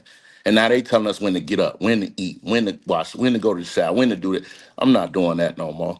So it's like for me, like I definitely understand it and I get it now. Like the light bulb is bright up here. And all I look forward to now is who can I pour into? How many of our young brothers really want to hear my story? And how can I pour into you to make sure you don't make the fall into the same traps that I fell into? Because if we allow them, they will make us hate ourselves. And they'll watch it play out, right? And then I went in that system and I understood that some of the brothers that I considered to be my opposition on the streets, I still talk to them brothers right now today. I send them brothers money, they call me, I talk to their family, I check on them. It's like, because now I understand it, there's not a black man or woman walking this earth that's my opposition. They don't oppose me in nothing I'm trying to do. It's Because the to only know you smoke. opposition, It's to know man, you so smoke. No doubt. And it's like for me, like I'm clear of that now. Like that course of my life, and like to the sister point earlier about what more can be done, right? Like we in Chicago, one of my brothers that's out now, he did 26 years. He's now the executive director of uh Restore Justice Foundation, which was a foundation that started with two white women that were Right. fighting the juvenile natural life because they didn't honor it in Illinois when they first deemed it unconstitutional. So one of the white women actually had a son who was doing natural life. And they picked up that torch, but they always wanted to pass that torch to impacted people. So my brother that did 26 years is the executive director of that entire program now. And he was just in Springfield trying to change legislation. So when you say uh, who's against us, it's the legislators. It's the people that set the laws that really govern us. It don't govern everybody else. And then I also was thinking earlier about the sister eyes, like what does justice look like? I pay attention to signs and symbols, right? And I understand that Lady Justice has a blindfold on with scales, right? Justice ain't blind because it see us, it see color. It don't see the Facts. scale is definitely unbalanced, right? So the blindfold, it's almost like she peeking through one eye to see who on the other side and who's expecting this justice, right? Because it's always been bad for us. It's never been a good outcome for us when it comes down to how they treat us in those courtrooms, right? So we just gotta, man, I think we all gotta get behind each other and No, get no, we back to don't. We who, don't. We don't have to talk about maybe doing that. I said to you, right? I'm yeah, looking at you, saying to you and your brother, but I'm looking at you, right? I don't. I don't have an epiphany. An epiphany is something different. Like, oh man, it's a good project to do. You can right. only do certain things with people that are developed to do them, especially coming from where we coming from, right? Ain't no And doubt. then, and then you can only do them with the ones that say, man, I'm not trying to be so gangster and so much of a sucker that I can't tell the truth about what happened to me. Right now, Hmm. that's too gangster for me. Right, you understand that? Right, to Right. go through what we go through. There's not one brother or sister, sadly, to say that, brother. Once you taking it out on the hood, what I tell a young cat is, yo, that's your OG over there, and he's telling you to keep doing the same thing, and he came back home. Just know that's the same man right there that a white man was telling, boy, take your clothes off, turn over, and bend over. Man. No, Right now, nobody could have disrespect you more than him. And I don't see you in right. no cars, and the prisons are right in the neighborhood. You don't see no mad rush to be like, I'm going to see Sergeant such and such for what he did to me. That was Right. disrespect, right? These people are confused, so you're not going to find a lot of you, right? You understand? I'm around them brothers. That's why I ask you, how often do you talk to the brothers, right? You Hmm. understand that? Because we become a finality of someone else's movie, right? We've Hmm. allowed the structure of wrongful conviction to become one word, right? You understand that? And they can't even separate the brothers. That's why I asked about the National Registry exoneration. They can't separate us from somebody that they watched on TV get out on a technicality, right? And they weigh Yeah. us the same. They can't even assess out here the idea of, what do you mean PO gonna get 100,000, and Jerry in Philadelphia gonna get 40 million, and Dave over here gonna get nothing in this city. Are you understanding how this is playing out? Right? Even by the number change, they telling us our value. Right? They Hmm. telling you worth more than me, Negro versus him versus there. It's so discombobulated, right? That the only way to change it is for us to stand in our square. We're delivering it to them to re-message what you really saying. Until you sit in your square right there, like your arms across, and we sit here and say, we're gonna talk it every day until your mama hear it, your grandma know the truth, and your kids are gonna know it because we know every side of it, right? And let Yeah. those people who can make use of what God gave you, because that's the scary part for me when my brother said, and I don't know which one of you said it, but I know it's all of our thought. When we hit that moment and we have to start saying that thing that the brother said earlier was, I don't know how much longer I got, but whatever I want to do with my life, right? We are counting a different clock. You ever notice that? The Oh, one that be very like different. very Very different different. clock, like, oh ish, I'm old, right? And old-ish, I didn't get the best healthcare, best food, none of that. So everything, strokes and all that stuff is more susceptible to us. We in there eating soy. They don't know. So Yeah. all of this healthy thing you've been on and the pie charts and the program, we didn't have any of that. So we at risk for everything. So I could be talking to you right now and boom, next thing you know, stroke, heart attack, and all that because we're susceptible to all of that, right? Mm-hmm. When we have to Oh, sit you are here and so crunch right. our time. Go ahead, brother. Go ahead. I said you were so right on that. You You are so understand that we right. counting our That, clock. oh, They victimizing us triple time because what they don't see us wake up with in the morning, breaking up relationships with your girl, your family, whatever, is the idea like, yo, I got limited time, right? You understand that? And these glasses, bro. I'm gonna tell you about these glasses, man. Obviously, you guys went through it, so that's why I'm talking about it. Because I know the nature. It's a language we got, just like somebody talking Latin or whatever they're talking. We're talking this language, right? You know what happened to us, bro? It's like a pair of goggles, but it hurts, but it's real. It's like God gave us a pair of goggles, right? And here was the deal for us coming home. And I want you to really listen to this. He says, you could put these goggles on and I'm gonna let you see the whole world, and you're gonna always see everything as it is, right? You got that? Mm-hmm. So we see everything as it is, but then he says, but you'll never be able to take them off when other people can.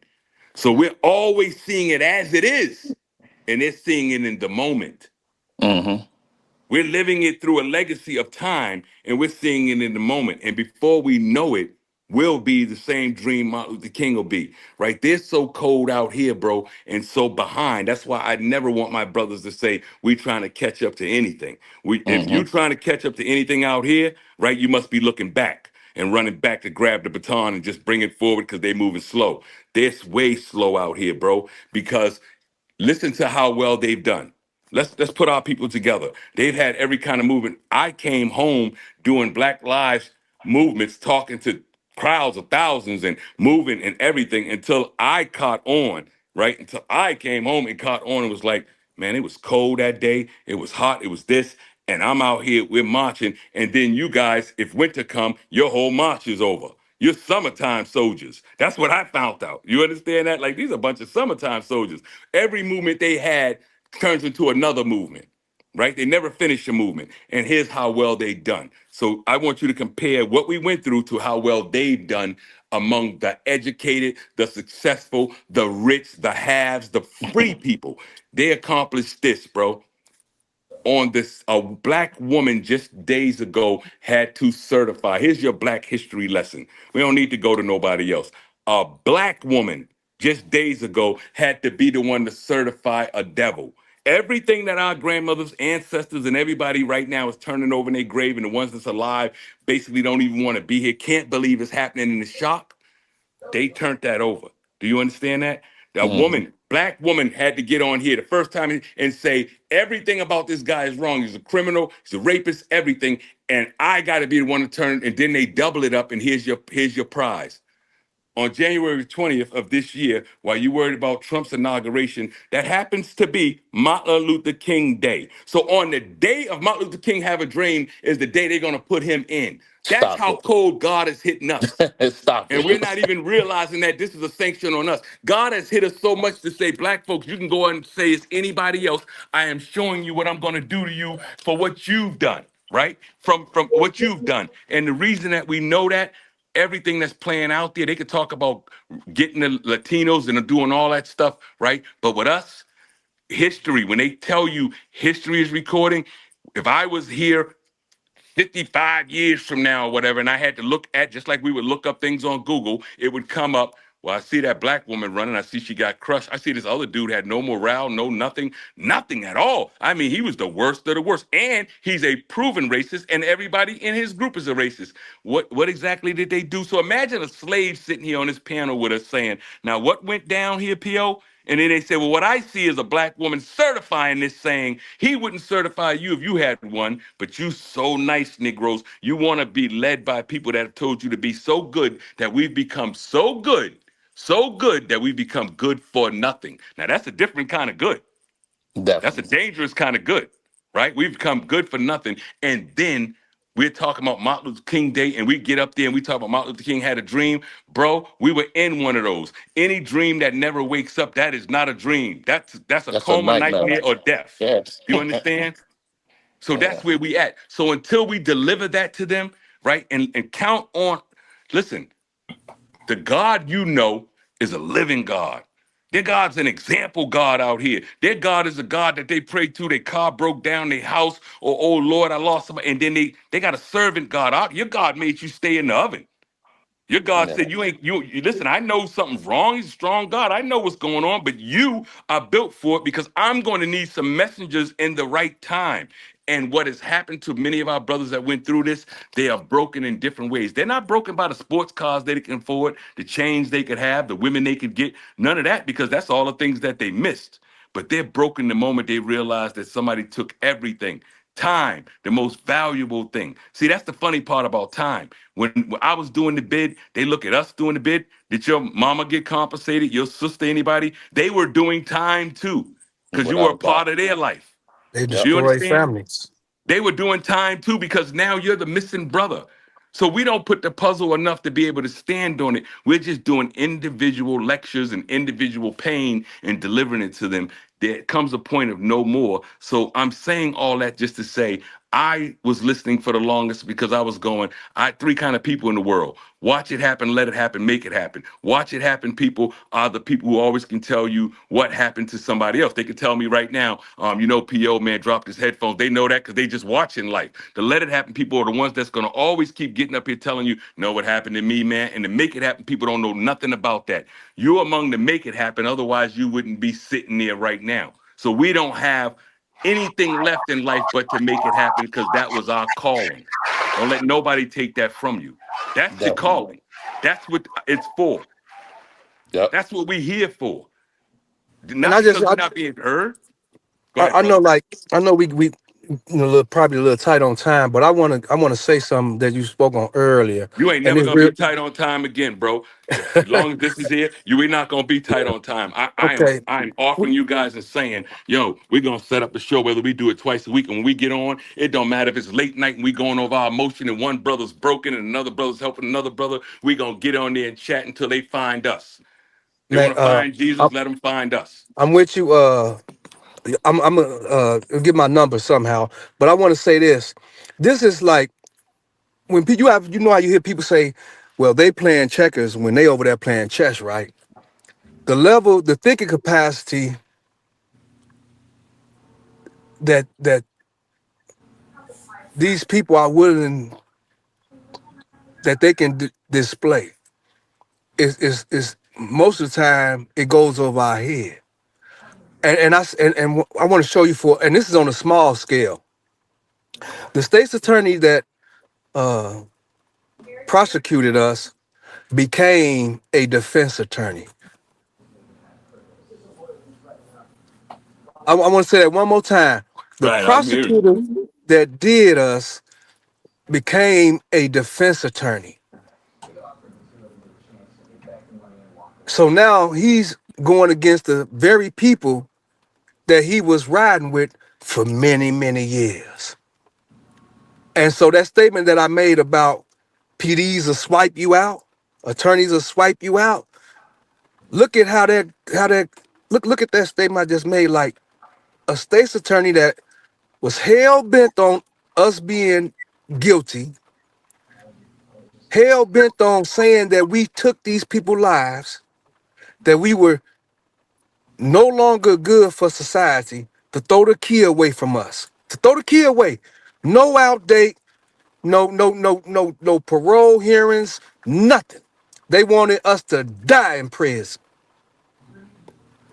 Is now defending people. Make that make sense. How?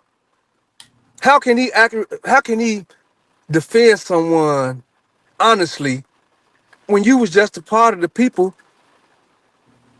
You was a part of the problem. How can he accurately get up there and defend someone now? Because he can. See that thing I said about three people, right? The Mm-hmm. three people, our people are still caught up in watching it happen and in talking about what has happened, right? The people like Trump and them who are in the momentum of making something happen, they don't regress. You know how like the little gang wars start in joint or whatever, right? Most people think that we're chaotic in the joint. You understand that when it's something we don't want to go down, it's messing with the wrong people's visits, right? Gangsters, and it don't matter if it's the Aryan Brotherhoods or whatever, we have a limit, right? They don't have a limit. We have a limit. We have codes that actually will kick in and be like, nah, that war's over. We end our own wars, right? Hmm. We end our own wars. Think about that, right? The Yeah. worst of the worst have meetings and end their own wars, right? They're incapable of doing that out here because no matter how you do it, God's going to provide the prophets, man, right? He's going to provide the prophets. The prophets are not something you make up or somebody tells you a quick story. He's going to provide the prophets. The only thing for most prophets is to be able to sit down and understand the lesson, right? And here's one of the lessons. You know, in the Bible, when it says, ye are gods and you will die like men, right? There's a reason for that line. It says, ye are gods. So when brothers are like, I'm the gods, or you hear the 5% and, you know, and so on, and you hear them saying God, sometimes people are offended like, nah, you ain't God. Oh, but then you read the church is in you, right? If you're paying attention to the language that you're trying to enforce on everybody, you realize, ye are gods. We are gods. But it says you will die like men. What does that say in the military? That's a reduction, meaning that God laid it out and said, ye are gods, but you're going to die like men, meaning that everything we think is fly that we do as men is really a reduction of the God in you, right? So not everybody gets a message. All of the prophets had a message, right? Everybody else got the news. They got the news, they got YouTube, they got somebody else's life. They're gonna get 1 million followers off of somebody else's life. They talk about Puffy right now, whatever. They are among the exactly what that little thing says. You can be a follower. You're not in the position to do that. Time doesn't allow us to do that. Your destiny couldn't be that, nor is it made to be heard in shorts. There's nothing short about your life. There's nothing short about your life. There is no commercial to where we've been, nor the sisters that are out with us. There is no commercial because on them dark days that are coming, for them, we'll understand how dark they're getting, right? And when you hit that feeling that makes you sometimes, I can't say you, I have discussions with brothers, but if you've ever hit that feeling sometime when you be like, man, freedom, I'm happy to be home, but they making this worse. Like I did not expect to come home to this. The things you see today that you expect this was home. Did either one of you brothers expect that this would be what home was like?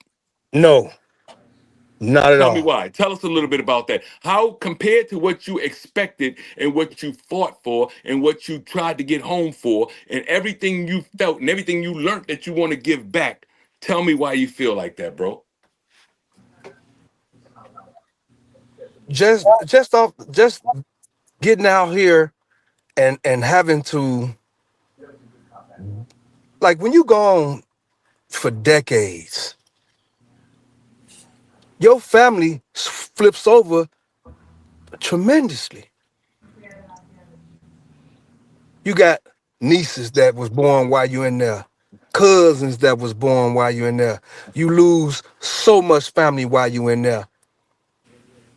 When I came home, I thought that I would be able to hug some of the people that I knew before I went in that was family. They're gone. Family is not even family like it used to be. And then here it is, we get out, we get exonerated, we freed, we get out, and we go through these lawsuits. So yeah, they freed us from the case, but it's still an ongoing thing. 10 years I had fought my civil suit. Well, almost 10 years, 9 and some months. Go Okay, ahead, brother. and so we get out, we we we fight in the civil suit for years. And the moment you settle or you get compensated for the wrongful conviction, the years you spent in there, the people that told you when you was growing up to be great, to be the best you can be, to be just to be everything that you want to be. When you become that, it's like you become the most hated person in the family. And you don't even get a chance to enjoy a small victory or have a moment just to have some peace and knowing that, okay, I don't have to go back to court no more. I don't have to go listen to the judge, listen to attorneys, listen to witnesses. I can now start to move on with my life. And for guys like us, it's never a move on with our life. They have forever changed us. We will forever talk about law. We will forever be in discussions with law. We will forever be the speakers for those that don't have a voice, that's still in prison, that's innocent. So we never get a moment of peace. And that's where I thought I would have peace once I was done with my silver lawsuit. And there is no peace because now there's other brothers that's in that same situation. There's family members that I have to deal with because of things that I was unfortunately blessed with because something negative was done to me. And there's no compassion. Like when I get on these platforms and I tell my story, people automatically go to the sympathy for you. Hmm. The I feel bad for you. That's Oh it. wow, I can't believe that. I'm not looking for that. I don't want it. I want change. I want there to be an understand. I would feel that something has been done when things are changed. Until they change, we can sit and talk till we turn purple in the face. Back. Back. Until things change, talking, giving me your sympathy, your warm felt. Oh, I'm so sorry that happened. You apologizing for something that you can't clear up. Brother, give me a half a second, something I want to address. You brothers are so interesting that PO, I don't know if we were on the time or not, but we got a few people that was totally tuned in, and I'm getting them now like, yo, it is something else there now. I know we got this recording, but there were immediate tuners into this thing right here. But go ahead, bro. I had to tell my partner that the quickest route I could. Okay. Well, I just want people to let's do this. I don't want to keep talking. I don't want to be a year from now still saying the same thing because it's for me it's redundant. It's a circle. It's a circle, and it's like we chasing our tail, constantly getting brothers that's being exonerated, proven innocent, and they get out and they tell their story. I want our story to be something that catapults action. I You don't want to know, be another, oh, hey, did you hear about the Central Park 5? Yeah, they got a movie out. Let's go watch it. Oh man, I can't believe that happened to those guys. That is so sad. No, I don't want that. I want my story to invoking people. Oh, we gotta change this. We gonna change this. I don't want sympathy. I don't want, oh, that's sad. I don't want, well, I mean, talking about it is the gateway, right? But to me, talking is just talking. I want stuff to be implemented. I want it to be put in action. how do you think they got their action? They made a call for action, right? And that is exactly what I'm doing with you and my brother right here. I'm saying we ain't got to talk about it. We make a call for action because you made the point. Now I've been around Corey and them. You know, we all around the same people, right? And some of us we communicate by phone. So Central Park Five, we all in touch. We in that network. And here's the part about it. This is where we all break line. Somebody becomes our representation, right? To them. And so in certain cases, if you're on a television show or you make it to a bigger platform or whatever, then all of a sudden you represent all of us. Now, sometimes those be brothers that we know were never even really in population, right? Never had to really suffer that because they had to be in protective custody a lot, right? We were out. And then not only that doesn't take anything away from, but meaning that they weren't involved in those programs, they weren't involved in those things. But because of the situation, right? You're at the forefront. Now you have to deliver for all of us. Well, here's what they did blatantly in our face. When they did this thing with Trump and they was trying to go at him, you understand that Youssef and them took out, right, a full page ad. Out of the money that they got from their conviction being free, they took a full page back out ad out back on Trump, right? What did that get them? They listen, they have the movie, they have all of that. What did that get them? What did it change about our movement at all? Just call it out. What exact thing in your life and in the things that you want changed did it change? Did you see any? We definitely can't say we saw no change because it's still happening today. You understand? So what I'm saying is, what happens is when you talk directly, and you guys are way more humble than me, right? In terms of delivery, you learn that. You know what I mean? I know the lessons, but I refuse to use those, right? I'm saying the lesson is I am who I am, and I am saying what I'm going to say that is true, and I'm not going to bend, right? So when I hear both of you brothers, I'm going, the real reality is, as one of you brothers, the real reality is until you willing to look and be like, yo, tomorrow, because change is time, right? And time is ticking right now. It was once 10:30, now it's 11:30. It just keeps moving, right? And in that time, somewhere you got to make a choice to do something. It's called coming out of the huddle. Everybody knows sports, whether basketball team, whatever. You must come out of the huddle and then you must play the game again. And sadly, I'll say this here, we get that from prison because we know in prison when we say, a lot of our stuff becomes lingo, but when we say, they playing checkers, I'm playing chess. Here's the part that our people don't seem to understand. That was a slick thing for us, and we understood it, and it makes sense. They're not playing chess no longer. They're playing rugby. It's a different game.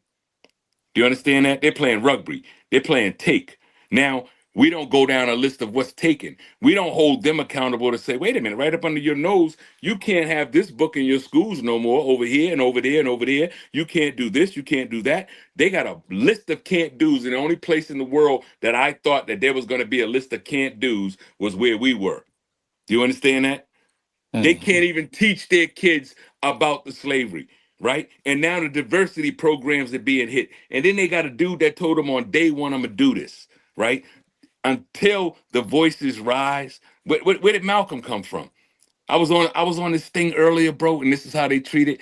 We can be talking on any platform. I was on there earlier, and they had like a bunch of women talking or whatever. And in that position, here's the funny part about it. They asked the question, the panel is about, would you date a brother who was in jail or who ever gotten out of prison? And the sisters were giving hell. What am I going to do with a man that's in prison? Check this out. What would I do with a man that's in prison or a man that's even coming out of prison? And I'm in this and I'm saying to myself, they don't hear the word wrongfully convicted. They don't hear our worth. They don't hear that. That word wrongfully convicted goes right by them, and it only brings us the thing you just said. Man, I'm sorry to hear that, right? Do you ever remember anybody since you said that you gave lectures? Not those people, and normally they be white people. Have you ever seen anybody just come and find you 5 days later and be like, let me give you a car because of that? I own Lexus. Let me do something about that. Ain't never happened, right? Weird world we in, man. So we gotta press forward. Pio, you were gonna say something? Go ahead, because I know you're on the time. Well, that's pretty much it. I really hate to cut you guys off, and I really apologize. But like Darrell said, we're going to get you guys back on again and give you some more time and things like that. But No, I didn't say that. I don't want to do that. I'll take my slot if necessary. I'll give up my Sunday night right now. Me and my partner right here, I'm telling you right now, I don't want to do that with them. See, that's the same thing would happen. You come back on, you tell me a little more, then sometime you're going to tell a little more. No, we're going to tell it and not stop telling it. So there's room here to do that. I'm saying the show. So when them brothers say, yo, I'm available at 4 to 6, man, on my time, and I say I'm available, we plug in because we got families to talk to that don't understand certain issues that they might not understand coming from you. They might understand from me, right? You understand? You know how it's different because they can't feel it because they too close, right? They don't see it. So I'm not going to pass on that opportunity. I don't even want to do another sit down interview with you. I know your lives. I'm going, no, we're going to live it. We're going to live it. You can't talk to the world by doing no interviews. We done the interviews. This is not an interview. This is actually your life being said right here. The same way they run around with their Bibles and their Qurans. The same way they would put their record on if you let the whole album finish. right, exactly. You dig what I'm saying? They shortcut us out here with time. They find time to say, damn, his book is dope. Let me get you on my show for a minute. And half of our lives are in the editing room floor. It's time for you to pick up that part that they edit out that you like, they didn't even get that in. and get that in. And we develop it topic by topic. If we're going to go to the topic of what it felt like, make them know what it felt like. Because one of the things I understand while I was in there, I lost my son. I lost my grandmother, my brother, and because I had natural life, that meant I couldn't go to no funerals or anything. So I know a common theme of knocking on a man's door, and the only goodbye you got was, we just want to let you know your brother's gone. We want to let you know the next time your son is going. Now, you ain't going nowhere, and you ain't going to be part of the funeral, and you ain't going to be part of none of that. But we want to let you know, and that's 1 minute from a white man, right? You familiar with any of that? Does any of that sound familiar for either one of you brothers? Oh Yeah, yeah. I lost my grandmother in You understand that, right? So this they took their time as well. The only way we're gonna do it is bang back. They're not gonna make time for us, bro. We have to take it from them. They'll make time for the game. Right now, people could be listening. They'll make time for the game. They'll make time to go have a smoke. I smoke. I've been holding a cigarette and I smoke. Out of respect, I'm not smoking, right? They will make time for what they want. They're not gonna make time for you. So you own the clock that we shooting from. Call the score, figure the players, right? Don't ain't nothing to fear out here. They got some good players, but they on the wrong team. They cannot win because they not living no truth. There's no truth. They're living ideas and things and operations and how the computer works. They know all that. They there. know Right. everybody else's lives, but they don't know what's coming and they don't know where they at. You're gonna have to deliver that, and I think you brothers can deliver that because God put you in a position to have to do that. Absolutely. So, with that being said, we want to thank you both, Deon and Daniel, for sharing your stories with us. Hey, And you guys do have an event, a book signing and a panel discussion, January 15th at Yes. the Northwestern Pritzker School of Law. Um, so if there's Chicago. any, Yes. yeah. Okay. Okay. So yeah, so if anybody wants to come and further discuss your story with you guys, they can meet you guys there. But if you have any other closing remarks, please let the people know about whatever it is that you have going on besides the book signing and the panel discussion. So yeah, just share whatever else you need to. Well, for me, I just want to share that we got the Hazel Boyz book out, and it talks about some of the trials and tribulations we had to go through the legal system, and also some of the trials and tribulations we've had to go through since being free. I want everybody to go get a copy of that book, um, so that y'all can get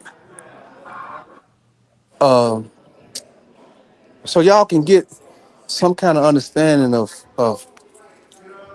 how things can be when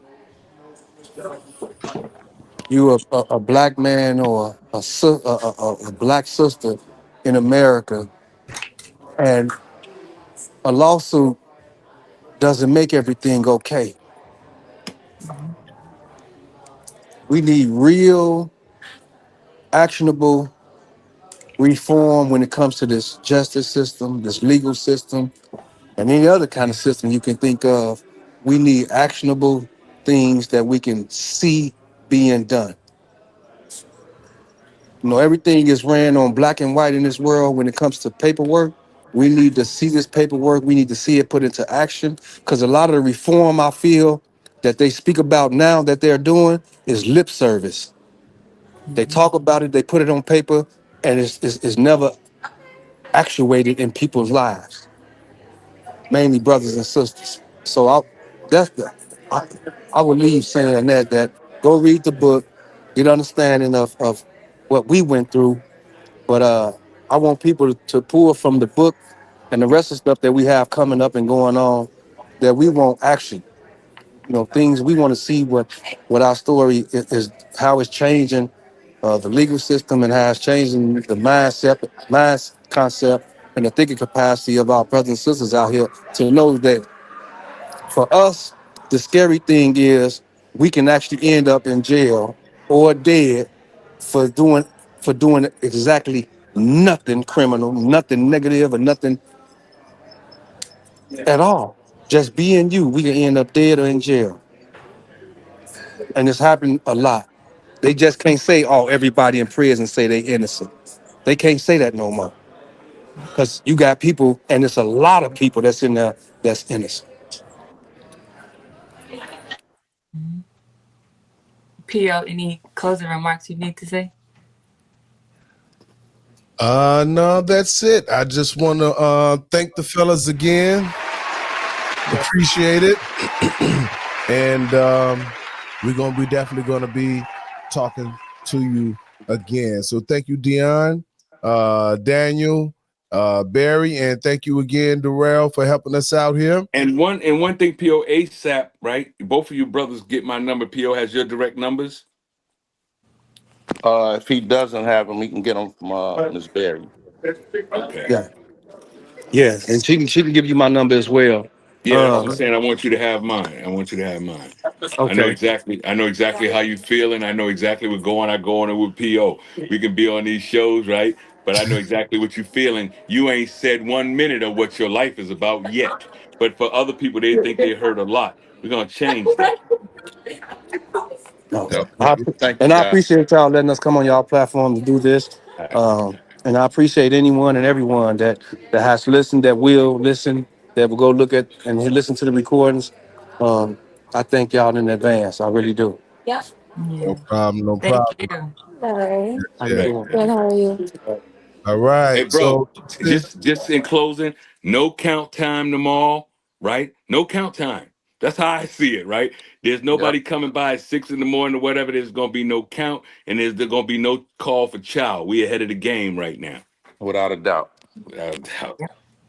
all right. So this is the Culture Exchange, where we take you on a journey beyond borders, where stories intersect, traditions collide, and understanding blooms. Culture Exchange isn't just a show, it's a passport to the human connection. We're diving deep into beautiful, complex tapestry of global human experience. Yes. Thank you all very much. That's the Hazel Boyz. Thank you, Ray the Writer. Thank you, Darrell. Thank you, Daniel Taylor. And thank you, Dean Patrick. My Yep. name is Thank P.O. you, guys. And I'm Ray this the is the Writer. Culture Exchange on Yeah. Bump That Radio. Holla. Peace. See ya.